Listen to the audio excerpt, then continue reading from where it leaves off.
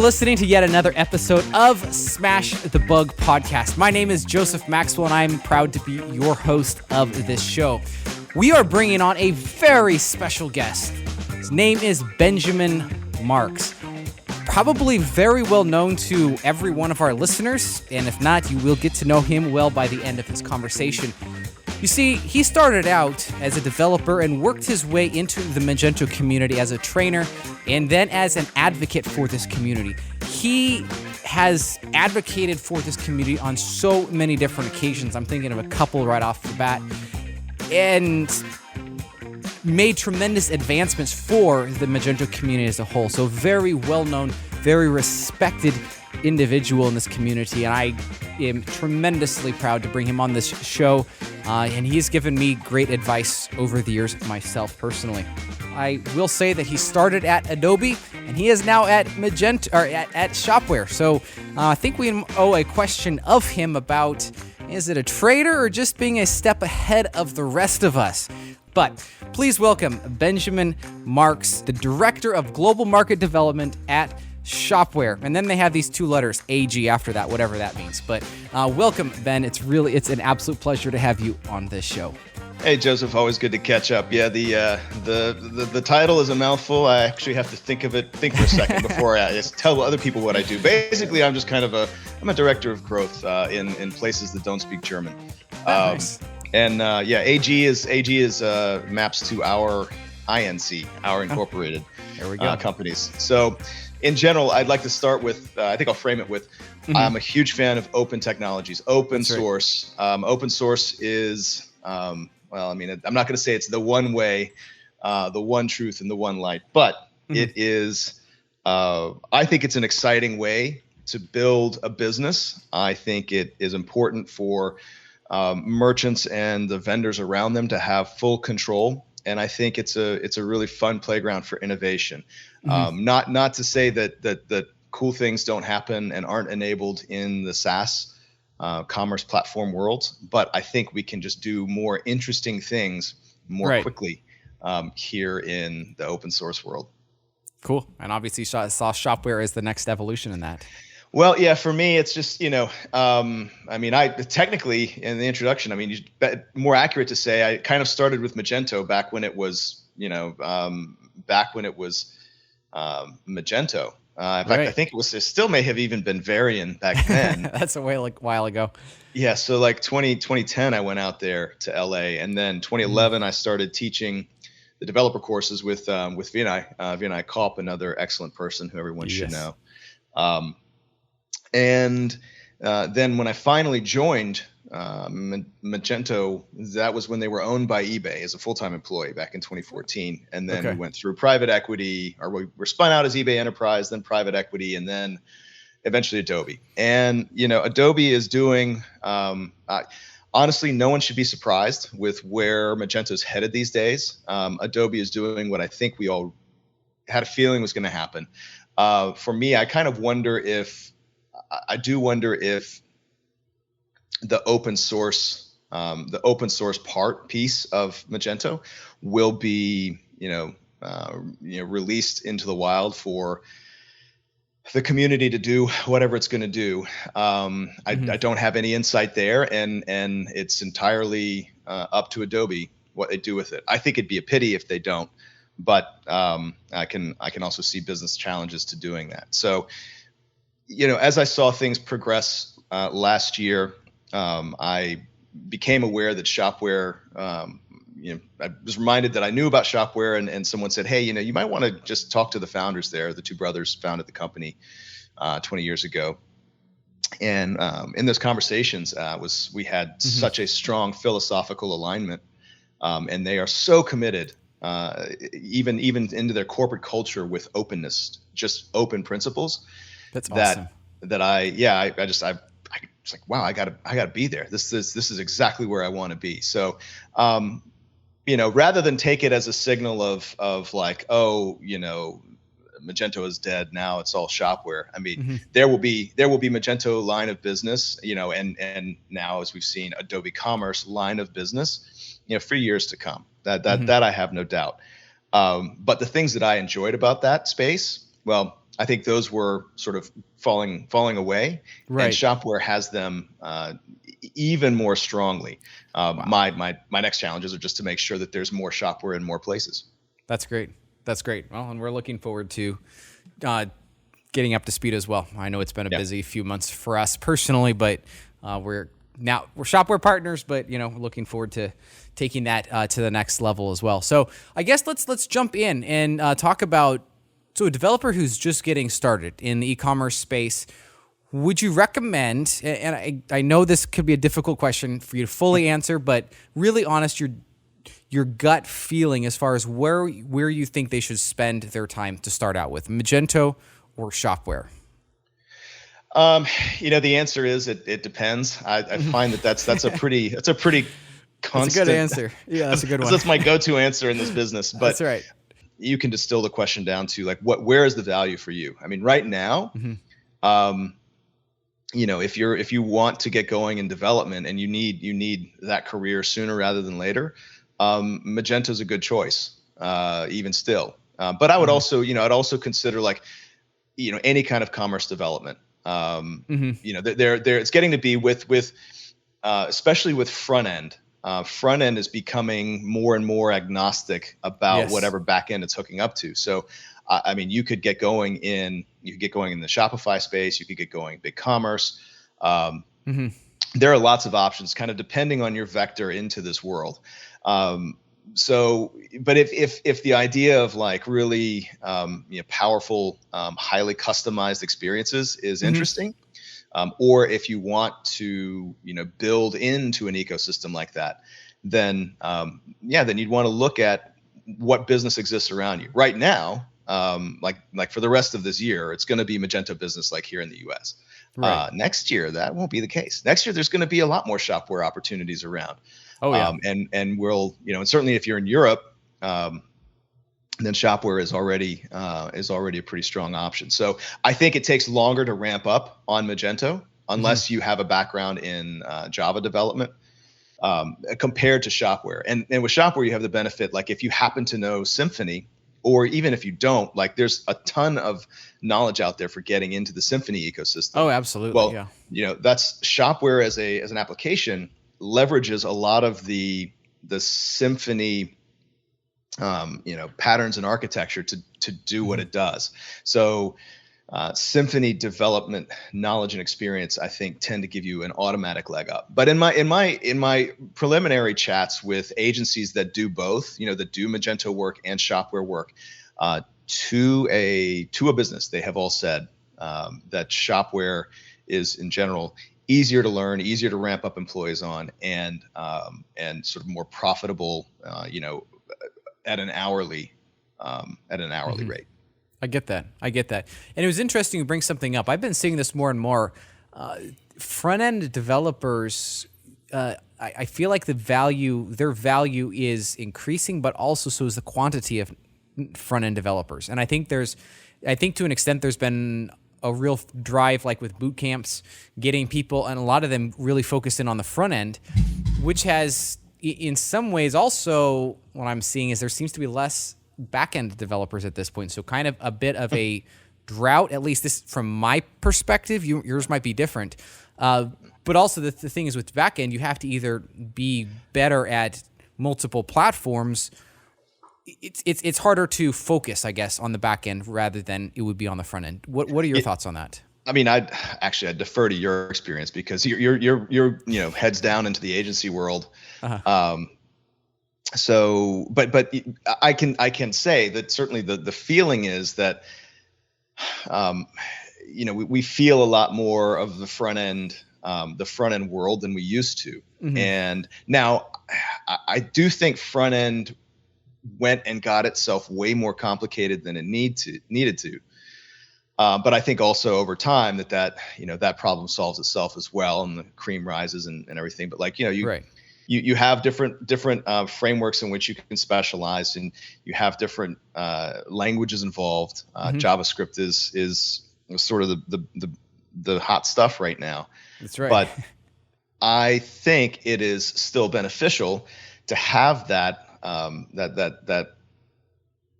server side experience, because as it turns out, one of the challenges that a lot of these front-end frameworks are trying to solve for is also providing server-side rendering.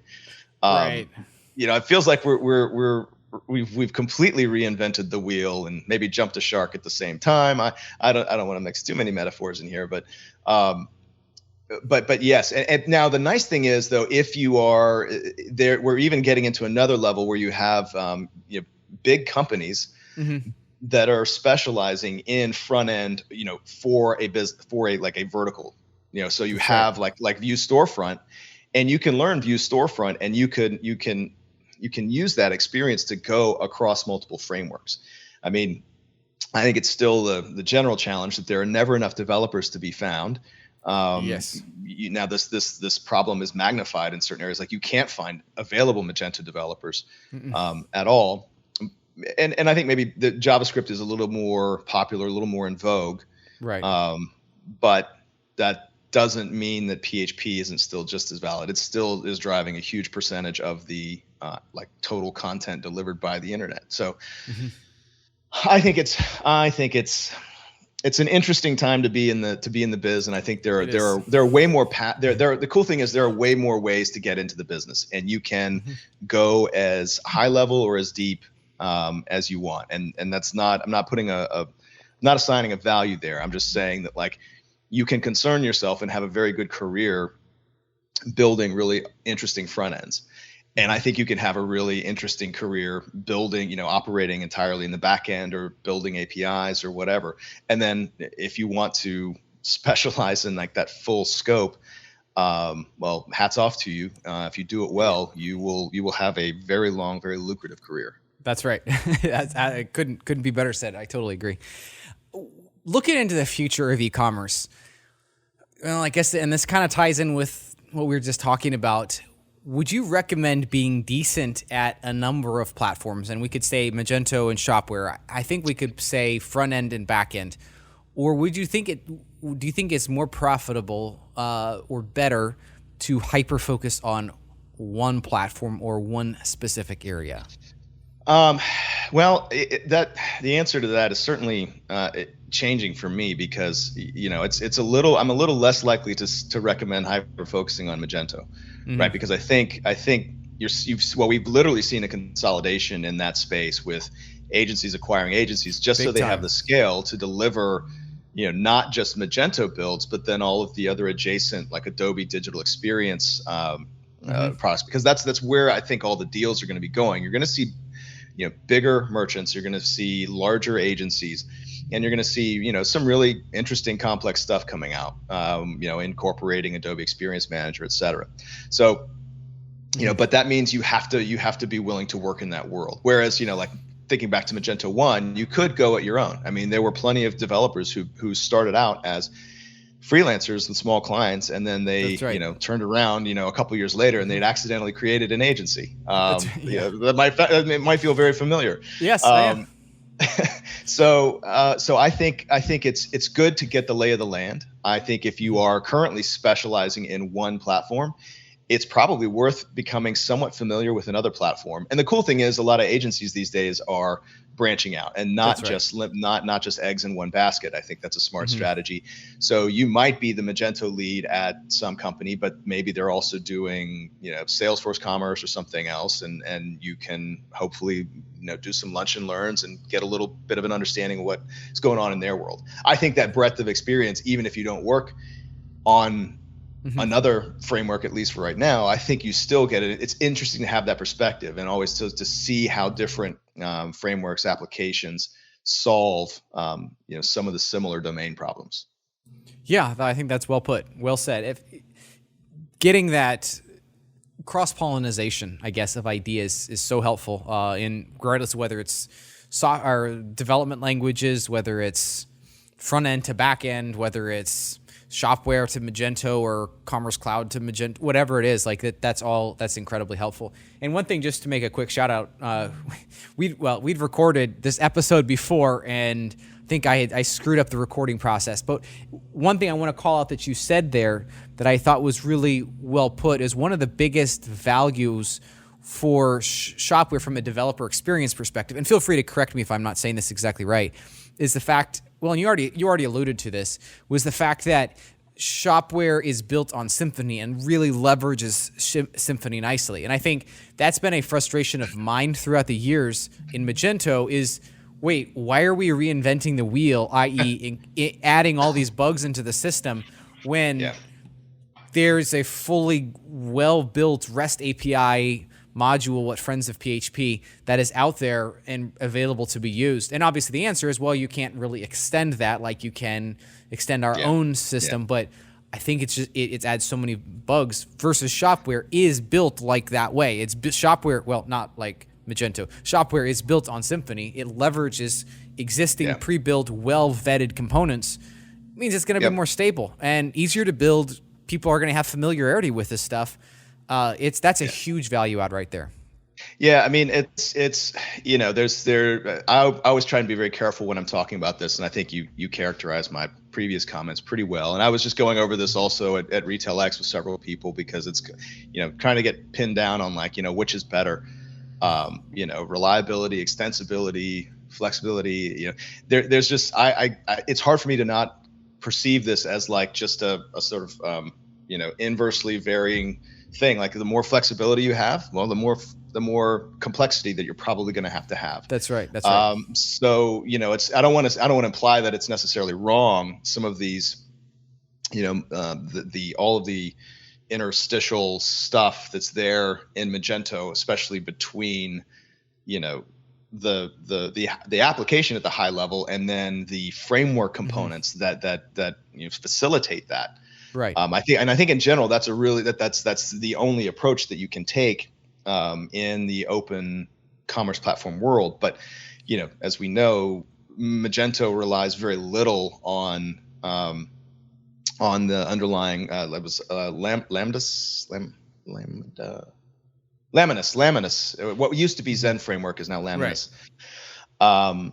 And had to build a lot of the stuff themselves now. And people would always, kind of crap on Magento, like, why did you build your own dependency injection system? And then the clear answer is that because of how often, or like literally for any execution scope, like this dependency injection mechanism is called like thousands and thousands and thousands of times.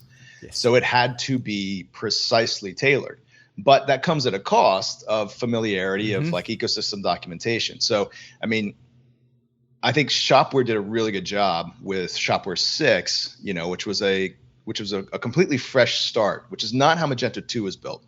Magento 2, they decided on some architectural patterns and then actually converted M1 code, a chunk of that, over to M2, and then built a lot of additional stuff. Shopware just took a different approach and just started from scratch and made, I think, an intentional decision to, Symfony has an event observer system. Great. Let's just basically use that. And that, that is, it might be that, that now you don't have a little layer, you don't have like a little shim between the two where you can do custom things, but honestly, the number of times that you need that kind of granularity to customize framework level concerns is pretty rare. It's on the order. It's kind of like building a system so that you can swap out, your storage backend from, Oracle to MS SQL or MySQL. Like, yes, it might be a sign of a well-built app that you could do this. However, in practice, it never worked.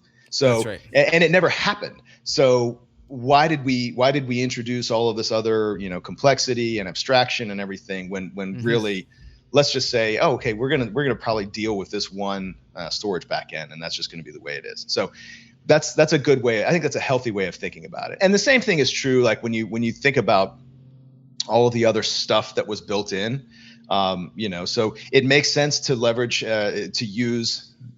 I mean, you are kind of leveraging other people's work, but maybe it's better to say to take advantage of existing frameworks, and that's for things like JavaScript stuff, for CSS compilation, et cetera. But like those are also really every one of those decisions comes at a cost. It's a whole additional scope to learn about, and you also run the risk that you've picked the wrong tech. Like I think there's no doubt that Knockout.js was an interesting choice. but in the end ends up being more of a problem. Same thing with less. Like less was kind of okay at the time. Less and Sass were basically dead even, and then Sass I think became the more the more common CSS compilation. That's right. Approach. And then you have UI components. Like with UI components, the intent there was great. It was great. The execution, the applicability, the developer friendliness of it was abysmal, and we paid a real price for that. And it's unfortunate. So again, I'm not really trying to cast aspersions. If it were up to me to build something on the order of a Magento or a Shopware myself, I'd be selling used cars. Yeah. Well, we don't need to go there. But I totally get what you're saying, and I think it's let me flip this question around then in the other way. So what people on the Magento side would say about Shopware is, well, then it must really be rough to not be able to customize your application. In some of those ways. Have you heard real world experiences where people saying, "Oh, I just wish I could get in there and customize the event dispatcher so I just can't do that"? I haven't. I mean, although I have to say, like, I don't know that I'm necessarily in a position yet where I would be party to those conversations. But I also think that it actually is possible. Like if you need to swap out an implementation of something, you totally can. I mean, it's the whole thing is strung together with Composer for dependency management. So you could theoretically do that. And there may be cases where that's completely necessary. But again, when you're trying to build something that is sufficient from a developer standpoint for the majority of this hugely arbitrarily variable market in which we find ourselves, like yes, the myriad ways that human beings want to buy and sell stuff to each other, and that's and right. The coding that facilitates all this. Why not keep it simple, and then when someone needs to do something deep and complex like that, let them do it. But don't plan on everyone doing it and then being able to say like, oh well, haha, look at us, you could swap out our dependency injector implementation if you wanted to. Like but why? Exactly. Like what? Like if probably the point at which that would become necessary, then the programming worlds in which we're working have evolved yet again. And I'm thinking things on the order of like, before there was, before we had pair for dependencies, and then we have for package management, and then we have Composer, which was actual proper dependency management system. And from like if Magento had been built, with just this thought that like, oh, someday we might possibly need to swap out dependency management mechanisms, that would have been a huge extra set of architecture there that honestly, by the time it was time to implement it, well, it was also time for Magento 2. so you could probably figure you're gonna be starting over anyway and just kind of and then playing catch up. We'll see if this how much this evolves over time, though. I mean, it could be that we are getting further and further, more mature in this area, and we're getting to a point where we might conceive of swapping out some kinds of things. And then PHP as it evolves and you get just in time functionality, there will continue to be evolution and change, but by and large, I think trying to program or architect a system for those kinds of eventualities, you're just going to end up making things too cumbersome and probably discourage adoption. Yeah. And one thing I want to throw out there as well is to that complaint, for potential objection about a Shopware is like, okay, well, we can't swap stuff out. I just pulled up the list, the PHP working group there, the PHP Standards recommendations, and they have all the PSRs. And for example, like we said, Event Dispatcher, that's PSR 14. And I can't remember off the top of my head, but I'm guessing Shopware's dispatcher likely uses PSR 14, which would mean that you could technically swap it out. There's probably some implementation details that might make it there'll be some troubles there. But I think, like what you're saying, I think the industry has evolved to a point that these core principles have been nailed down to a large extent, and thus by implementing these standards, it makes things a lot more swappable just by that very nature. Yeah. I mean, does that make sense? Yeah. I mean, we are, the whole, it's been really interesting to be part of the PHP world since about, well, really 2003. I didn't have that overarching perspective until, 2008. As I got involved with Magento and did have to really kind of improve my understanding of development and design patterns and everything else. And but watching the language evolve, PHP 5 to PHP 6, just kidding, PHP 7, and then being, for a while I was part of, I was Magento's rep for PHP Fig. I was actually the one who got us in there, which is the group that does standards for PHP. The industry wants to improve. Yes. It wants to improve, and I think by and large it does improve, and it takes an amazing amount of volunteer effort for it to continue to evolve. I mean, gosh, I can't remember his name, but anyway, I mean, there is someone working at, I believe, PHP Storm, who is Gary. No, it's not Gary Hawk and okay. But no, there's anyway. I believe JetBrains employs one of the like main developers of PHP, and they basically they employ him sort of so he can continue to make PHP awesome. I think that's still the case.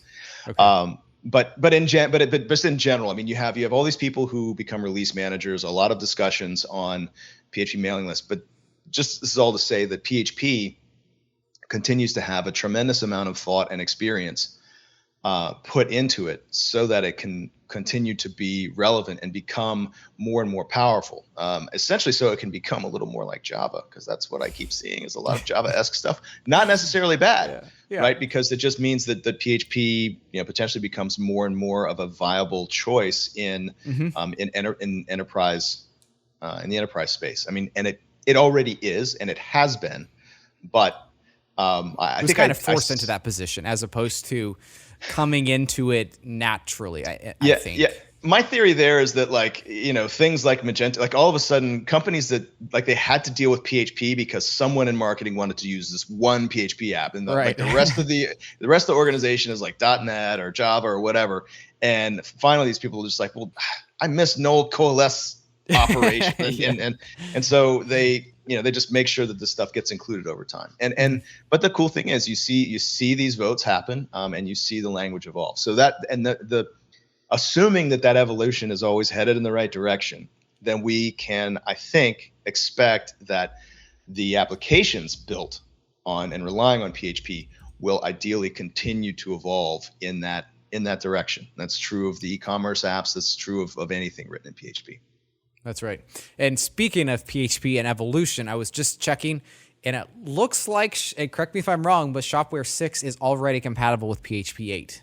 This is correct. Yeah, we saw awesome. It coming. It's great. It's like the most, it was one of the biggest performance boosts ever for Magento was PHP 7 coming out, right? Yeah. But that's actually there again. I mean, you have what was it, the AST, but you had some fundamental significant refactoring, re-architecting, and all of a sudden PHP 5 apps and several like Magento that were that really put PHP and processors through their paces.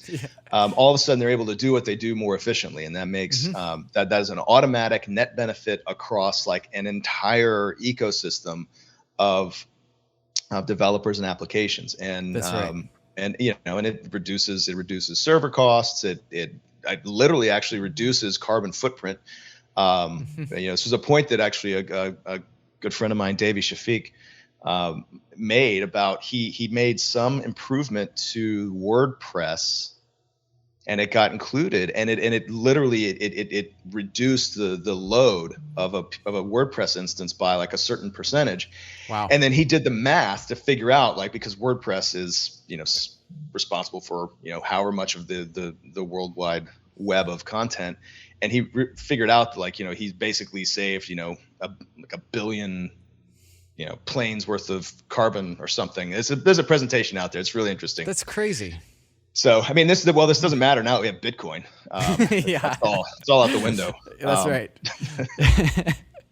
Yeah, for sure. Well, yeah, but this is really good, and I'll just say, like, I appreciate and applaud the members on the Magento side, their community, who's been really working to get PHP 8 into Magento 2, but it's still looking like it's going to be a year out. Looks like it's going to be August of next year, based off of my extrapolation of the current release schedule before we're able to get PHP 8 support. And I mean, I think the community will be very ready for it. At this point, it might be just a little bit early, for widespread adoption. But by August of next year, I think everybody will be really ready for it. I would have loved to see it sooner, but I think that's really cool that Shopware has that right now. Like, here and now, PHP 8, it's ready to be installed, and there's no reason not to use PHP 8 at that point. Like, there's great features. Well, and PHP 7 is almost dead, right? It's working that direction. PHP 7 support. So yeah, PHP 7.4 coming up this year. The active development stops and support scope starts with PHP 7.4. End of life is the end of 2022. Right. So yeah, so you have to stay on top. And again, that's why it's important to have when you have an application that has maybe a little bit reduced complexity. Yep. And I think that also engenders more terse or maintainable customization. That's right. Then the upgrades are easier, and that includes not just upgrades of the application itself, but any upgrades that come from the applications that it relies on. That's right. Yep. Well, and I will say this as well, I think this is maybe what you're saying too, where this is implication of it. When you rely on third-party modules significantly, they're probably going to be updated just that much faster. So the whole application, it's less code in the actual application, which makes it easier to update. And again, it's like you say, it's trade-offs. Like, if you want and need that level of customization to that core, well, then yeah. But otherwise, if it's really not that high of a priority, then there is a lot of advantages with being able to use existing components or an architecture that's already available. Yep. Very good. For sure. Ben, this has been a pleasure to have you on here on the show. Sorry for putting you through it and making this happen, but you've been very gracious. I feel like it was a little less rambly on my part this time, so that's much better. I guess we consider the other time a dry run. So yes, for the record, I did.